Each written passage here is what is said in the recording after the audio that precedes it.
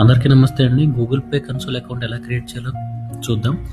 మనకు కావాల్సిన జీమెయిల్ నుంచి లాగిన్ అయ్యి గూగుల్ ప్లే కన్సోల్ అని ఎంటర్ చేసి క్లిక్ ఆన్ గెట్ స్టార్టెడ్ మీద క్లిక్ చేయాలి. తర్వాత యాక్సెప్ట్ ది డెవలపర్ అగ్రిమెంట్లో మనం $25 పే చేయాల్సి ఉంటుంది. నెక్స్ట్ వచ్చేసి ఎంటర్ ది డెవలప్మెంట్ డీటెయిల్స్లో కంపెనీ హెడ్ యొక్క passport or PAN or driving లైసెన్స్ని ఇచ్చి వెరిఫికేషన్ చేసుకోవాల్సి ఉంటుంది.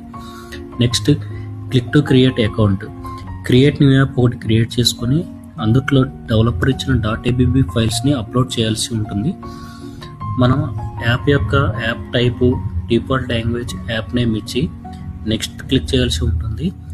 నెక్స్ట్ యాప్ యొక్క యాక్సెస్, యాప్ యొక్క యాడ్స్, యాప్ యొక్క కంటెంట్ రేటింగ్, యాప్ యొక్క టార్గెట్ ఆడియన్స్ని సెలెక్ట్ చేసుకోవాల్సి ఉంటుంది.